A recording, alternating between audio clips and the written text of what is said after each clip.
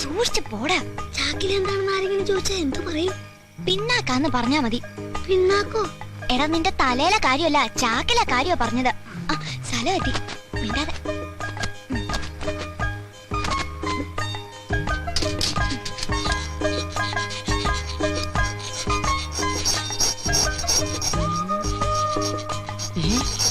അയ്യടേ, നിന്നെയൊക്കെ കക്കാൻ പഠിപ്പിച്ച എന്നെ വേണം ഇവിടെ അടിക്കാൻ.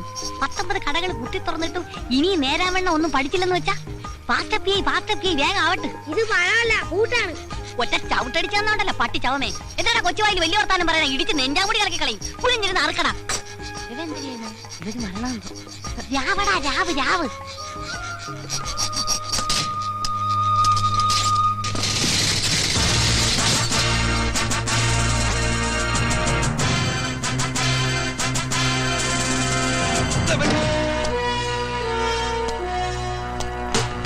ആരടാകത്ത്?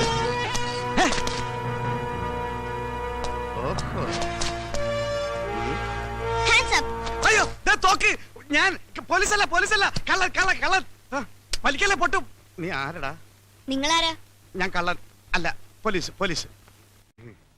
അതൊന്നും തരുക. ഇത് കളിത്തോക്ക.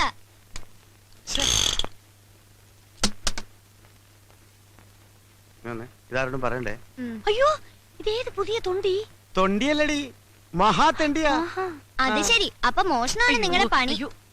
ഇത് ഞാൻ പോലീസിനോട് പറയൂ. എന്റെ സ്വഭാവം നിനക്കറിയില്ല, ഒന്ന് പറഞ്ഞോടറി.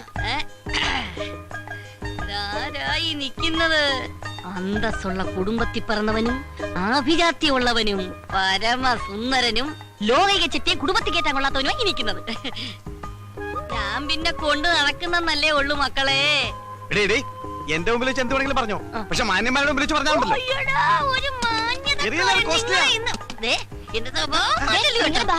പോലീസിനെ വിളിക്കും. മനസ്സമാധാനോട്ടൊന്ന് കക്കാന്ന് വിചാരിച്ചു അവിടെ പറിച്ചാൽ കുരിച്ചുകള്. അല്ല, മക്കൾ അങ്ങനെ ഇതിനകത്ത് കയറി? അല്ല, നിങ്ങൾ എങ്ങനെ അകത്ത് കയറിയ? ഞങ്ങൾ താഴെ അറുത്ത് കയറി. ഞാനേ താഴെ അറക്കാതാ കയറിയേ. ഇതാരിത്? ഇവൻ നമ്മളെക്കാൾ വലിയ കള്ളനാ. ഇവൻ നമുക്ക് നോക്കാം. ഇവനിൽ നിന്ന് പലതും പഠിക്കാനുണ്ട്. എന്താ നിങ്ങൾ ഈ കൊച്ചിനെ പിടിച്ച് ഗുരുവാക്കാൻ നോക്കും മനുഷ്യ? പിള്ളേരെ ആ ചാക്കം കൊണ്ടിങ്ങി വരി. അതൊരു ആക്സിഡന്റാ. നോക്കുന്നുണ്ട്. നിങ്ങളും ചുമ്മാ എടുത്തോ. ഇങ്ങോട്ടാ.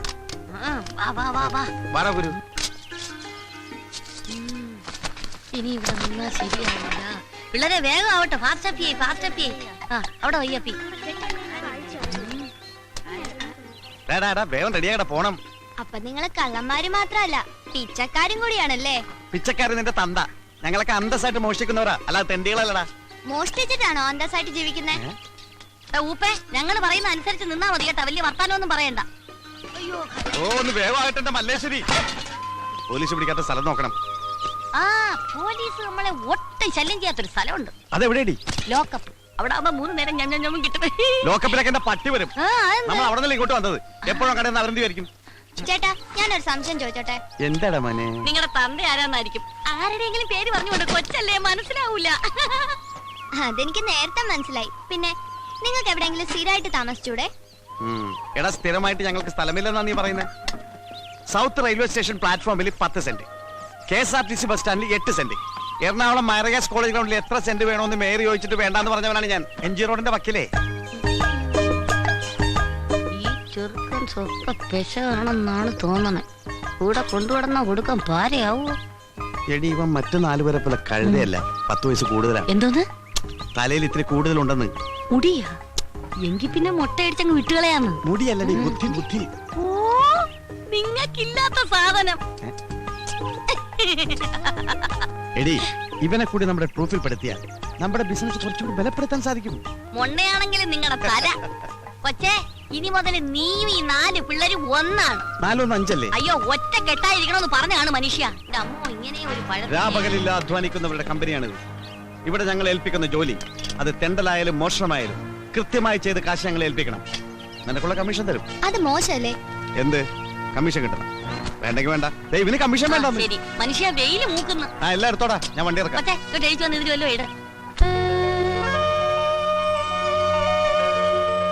ജീവിക്കാനായി ഒരുപാട് പണിയെടുത്തു.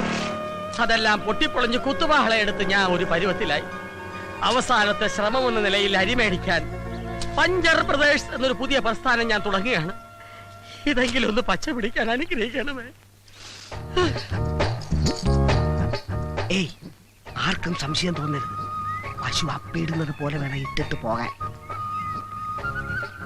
എന്നാ പിന്നെ പശുവിന് വാടകയ്ക്കെടുക്ക്. വാ. ദൈവമേ, ആദ്യമായിട്ട് ഒരു മലങ്കോള് തന്നെ കിട്ടണേ.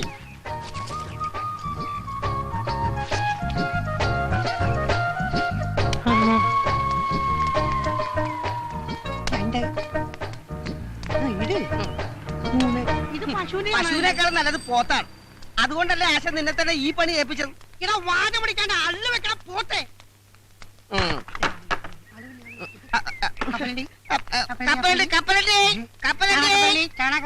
എടാ, വണ്ടി ഒന്നും കാണാനില്ലോടാ. എടാ, വണ്ടിക്കാരെ ക്യാൻവാസ് ചെയ്ത് ഒരാളെ നിർത്തിയിട്ടുണ്ടല്ലോ, ജാക്കി. അവനത് ചെയ്തോളും. നീ ഇങ്ങോട്ട് വന്നേ. കപ്പലണ്ടി.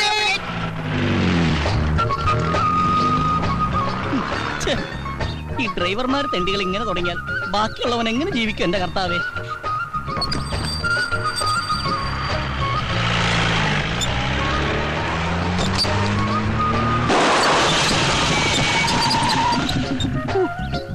സക്സസ്.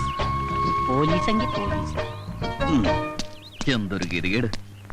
ഇനിയിപ്പോ എന്താണോ ചെയ്യാ? ഞാനെന്ത് ചെയ്യാനാ? എന്ത് പറ്റി സാർ? പഞ്ചറായി. ഭാഗ്യം. അല്ല, ഇവിടെ വെച്ച് പഞ്ചറായത് ഭാഗ്യം. തൊട്ടപ്പുറത്തായിരുന്നെങ്കിൽ വലിയൊരു കാന ഉണ്ടായിരുന്നു. ആ കാനയിലേക്ക് ജീപ്പ് പറഞ്ഞ് സാറിന് എന്തെങ്കിലും അപകടം പറ്റുമെന്നൊരു പേടി. അങ്ങനെ ഒരു ഭാഗ്യം. സാറ് ഇനിയിപ്പോ പഞ്ചർ ഒട്ടിക്കണമെങ്കിൽ 10 കിലോമീറ്റർ അപ്പുറത്തെങ്ങാണ്ട് ഒരു കടയുള്ളൂ സാർ. സാറേ, ഈ സ്റ്റെപ്പിനില്ലയോ? അല്ല, സ്റ്റെപ്പിന് ഉണ്ടായിട്ടും കാര്യമില്ല. കാരണം പഞ്ചറായിട്ടുള്ള ടയർ മാറ്റി സ്റ്റെപ്പിന് ഇട്ട് കഴിഞ്ഞിട്ടുണ്ടെങ്കിൽ സ്റ്റെപ്പിനും കൂടി പഞ്ചറായിട്ട് ആ 2 പഞ്ചറായിട്ടുള്ള ടയർ ഉരുട്ടിക്കൊണ്ട് ഏതെങ്കിലും പഞ്ചർ വർക്ക്ഷോപ്പിലേക്ക് സാറ് പോയി. സൂപ്പറായിട്ട് പഞ്ചർ ഒട്ടിക്കുന്ന ടീം ഇവിടെ അടുത്തുണ്ട് സാർ. ഞാൻ പോയി വിളിച്ചോട്ടെ. വേഗം വേണം, എനിക്ക് എസ്കോർട്ട് പോകാനുള്ളതാ. സാറ് ആയിക്കോട്ടെ, എവിടെ വേണം. നമുക്ക് കാശ് എന്താ പറഞ്ഞേ? ഞാൻ പോയി വിളിച്ചോണ്ടിരാ സാർ. ഇന്ന് ആദ്യത്തെ ദിവസമായിട്ട് ഒരു വണ്ടിയും പഞ്ചർ ഒട്ടിക്കാൻ കാണുന്നില്ലല്ലോ. ഇത് ഇന്ന് എന്നെ പൂട്ടേണ്ടി വരും.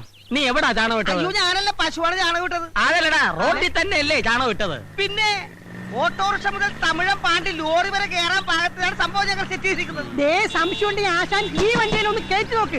ആദ്യം ഈ വണ്ടി തന്നെ പഞ്ചർ ആയിക്കോട്ടെ. അയ്യോ, ആശാനെ, എന്നെ വല്ലതും വീണോ? ഒരു ജീപ്പ് ഒന്ന് കയറിയിട്ടുണ്ട്. ഞാനവരെ പിടിച്ചിരുത്തിരിക്കാ. വേഗം വാ. Puncture Pradesh ready. ജീപ്പിക്കാരെ തുടക്കം മോശമല്ല. ഐശ്വര്യമുള്ള ഒരു അള്ളു വെച്ചത് എങ്ങനെ ഇരിക്കും?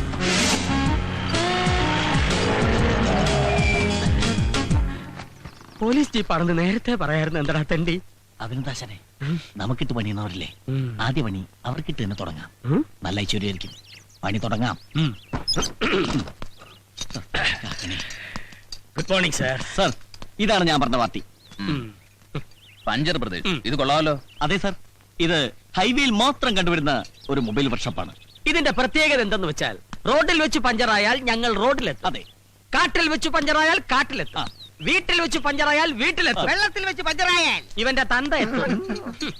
പഞ്ചർ എവിടെയുണ്ടോ അവിടെയുണ്ട് പഞ്ചർ പ്രദേശ്. അതെ, ഈ പഞ്ചര പിടിച്ചേ. അല്ല, ആശാന. പ്രദേശ് റെഡി. പണി തുടങ്ങൂ. ഇവർ തുടങ്ങും. സാറ് നിന്ന് കാര്യം കഴിക്കണമെന്നില്ല. തീരെ സാറ് പോയി ചാടിച്ചിട്ട് വാ. അസനേ, പിന്നൊരു കാര്യം. ആദ്യമായിട്ട് കിട്ടിയ കോള.